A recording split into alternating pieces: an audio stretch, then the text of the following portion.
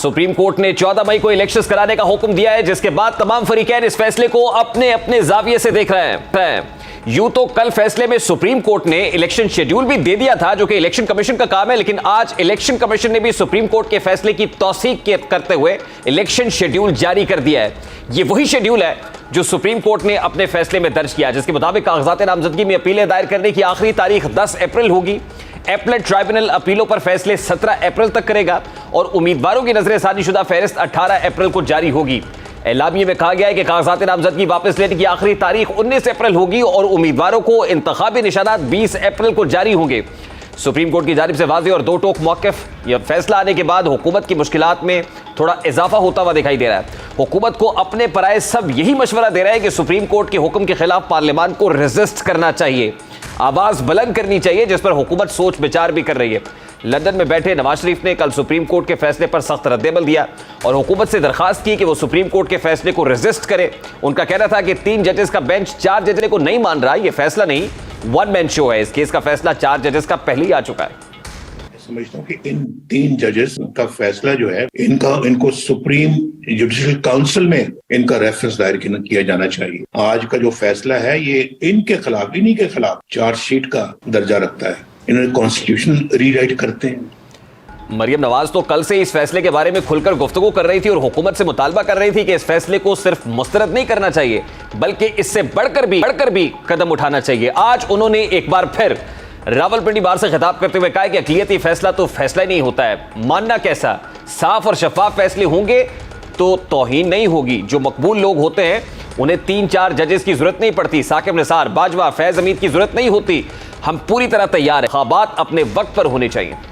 चला है कि ये चारपाई के नीचे से क्यों नहीं निकलता, वरना अगर झूठे मुकदमे थे तो 2 दिन की बात है। ये तो अभी सहूलतकार अदलिया में बैठे हुए हैं। अगर झूठे मुकदमे थे ना तो ये अदलिया 2 दिन में उड़ा के रख देती, कहती झूठे मुकदमे जाओ इमरान खान साहब आप बरी हो। बात यह है कि तुम भी जानते हो कि तुमने जुर्म किया है और तुम्हारे सहूलतकार भी जानते हैं कि तुमने जुर्म किया है। तुम भी जानते हो कि तुम मुजरिम हो, ये जुडिशरी भी जानती है कि तुम मुजरिम हो। और एक नया हमने तरीका देखा, चुटकी बजाओ और जमानत लो।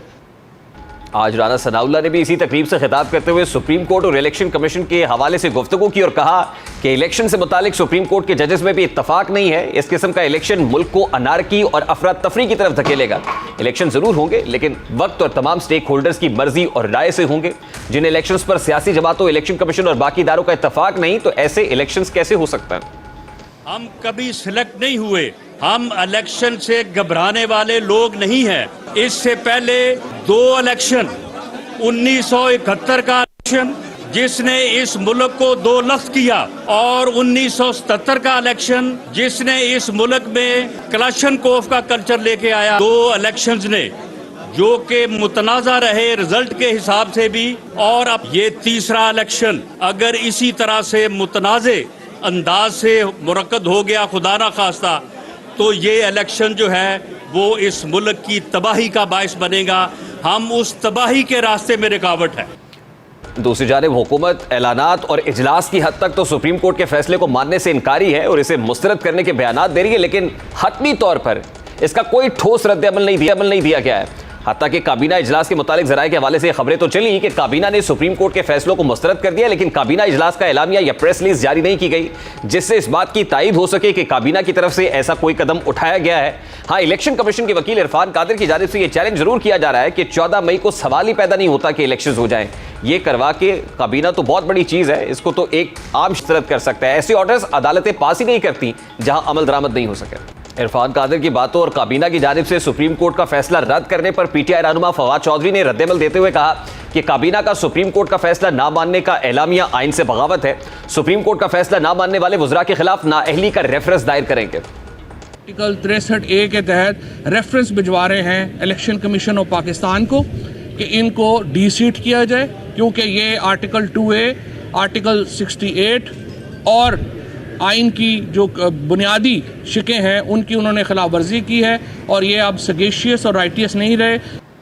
दूसरी जानिब आज इत्तेहादी जमातों के पार्लिमानी रहनुमाओं का इजलास भी इस्लामाबाद में हो रहा है और उम्मीद की जा रही है कि इस इजलास के बाद इज्तिमाई तौर पर मुतफ़िका लाहे अमल सामने आएगा। इस इजलास में मरियम नवाज, मौलाना फजलुर रहमान, राना सनाउल्लाह, शहबाज शरीफ और लंदन से वीडियो लिंक के जरिए नवाज शरीफ शरीक होंगे। सुप्रीम कोर्ट के 14 मई को इंतखाबात कराने के हुक्म के बाद से पीडीएम हुकूमत और इत्तेहादी सर जोड़कर बैठे हैं, अदालती फैसलों का तोड़ निकालने की कोशिश में। लेकिन हकीकत में वाज़े और दो टोक फैसले के बाद अब हुकूमत के पास ऑप्शंस इंतहाई महदूद है और जो ऑप्शंस मौजूद हैं उनमें भी नुकसान उठाने का अंदेशा है, सियासी तौर पर काउंटर प्रोडक्टिव भी हो सकते हैं। हुकूमत या तो सुप्रीम कोर्ट का फैसला यकसर मुस्तरद कर सकती है, तौहीन अदालत लगने का खतरा मौजूद है, या फिर नया पासशुदा बिल लेकर उसकी आड़ में इंतखाबात को टालने की कोशिश की जा सकती है। लेकिन दोनों सूरतों में शायद बयानिया तो मिल जाए, लेकिन एक और वज़ीर आज़म इस पादाश में अदलिया के हाथों घर भी जा सकता है। ऐसी बातें भी हो रही हैं। बात करेंगे इस वक्त सरबराह पिलडैट सीनियर साहब, कॉलम नवीस और तज्जियाकार अहमद बिलाल महबूब साहब हमारे साथ मौजूद है। अस्सलाम वालेकुम अहमद बिलाल साहब, बहुत बहुत शुक्रिया आपके वक्त के लिए।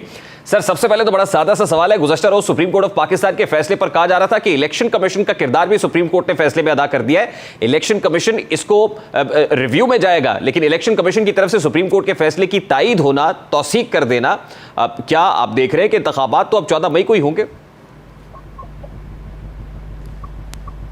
मेरे ख्याल में इलेक्शन कमीशन को उसके ओवरऑल फैसले की तो तायीद ही करनी चाहिए थी, क्योंकि उन्होंने कोर्ट के अंदर भी ये कहा था कि हमें सरकारी इदारों की तरफ से जो मतलूबा तावन है वो मिल जाए तो हम ये इलेक्शन करवा सकते हैं फ्री एंड फेयर।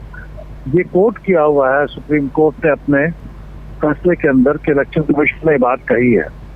बल्कि इलेक्शन कमीशन का जो सुप्रीम कोर्ट का फैसला आया है उसका बड़ी हद तक दारोमदार इसी बात पे था जो इलेक्शन कमीशन ने उनको बताया कि हम करवा सकते हैं, हमें पैसे दिलवा दें और सिक्योरिटी दिलवा दें, और वो उन्होंने इंस्ट्रक्शन दे दी है। तो इलेक्शन कमीशन का तो इस पर कभी इख्तलाफ था ही नहीं। ये तो मामला सरकारी इदारों का है जिन्होंने माजरत कर ली थी कि वो ये चीज़ें फराहम नहीं कर सकते जिसका तकाजा इलेक्शन कमीशन कर रहा है, तो जिसकी ज़रूरत हर इलेक्शन कमीशन को होती है। अहमद बिलाल साहब, यूसुफ रजा गिलानी पाकिस्तान पीपल्स पार्टी से थे, वजीर आजम को तौहीन अदालत पर घर जाना पड़ा था। क्या ऐसी कोई सूरत बनते हुए देख रहे हैं आप कि हुकूमत जिस तरह से खड़ी हुई है, अदालती फैसले को चैलेंज कर रही है, ना सिर्फ पार्लियामान के फ्लोर पर बल्कि बाहर भी तौहीन अदालत भी लग सकती? देखिए, अब ये 10 तारीख की हुई है उनको पैसे रिलीज करने के लिए, और उसके बाद इलेक्शन कमीशन से ये भी पूछा जा रहा है कि वो आपको पैसे मौसूल हुए या नहीं। अगर पैसे मौसूल नहीं होंगे तो ये फैसले में लिखा हुआ है कि वो अगला इकदाम इनिशिएट करेंगे, और वो इकदाम ये हो सकता है कि वो नोटिस देंगे उनको तौहीन अदालत का।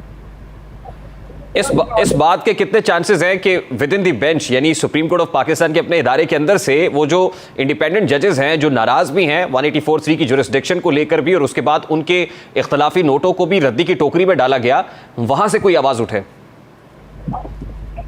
जी हाँ, वहां से कोई आवाज उठे और मौसर आवाज उठे और वो कन्वीन करें, लेकिन ये सारी बातें सेल्फ डिस्ट्रक्टिव है। इसके नतीजे में अदलिया का इदारा उसको नाकाबिले इख्तलाफी नुकसान पहुंच सकता है। अगर कोई 10 जज एक तरफ हो जाए, 8 जज एक तरफ हो जाए, तो उस सूरत में अदलिया का जो सुप्रीम कोर्ट का टॉप इदारा है उसको नुकसान पहुंच सकता है। लिहाजा ये अदलिया के अंदर भी अदलिया ने जो मशवरा सियासी जमातों को दिया है कि वो बैठे और कुछ रास्ता निकाले, मेरे ख्याल अदलिया को खुद अपने आप पे अप्लाई करके खुद मिल के बैठ के कोई रास्ता निकालना चाहिए, क्योंकि जो जजेस हैं जिनकी शिकायत हैं वो भी कोई बेमहल शिकायत नहीं है, वो भी मुनासिब शिकायत है, रीजनेबल बातें हैं। तो चीफ जस्टिस साहब को उसके ऊपर गौर करना चाहिए। उनकी आफ्टरऑल अब मुद्दत मुलाजमत जो है वो अगले 5-1 महीने के लिए है ना, तो इस मौके पे उनका क्या नुकसान है कि अगर वो कुछ इस्लाहात कर जाए तो उनका नाम याद रखा जाएगा।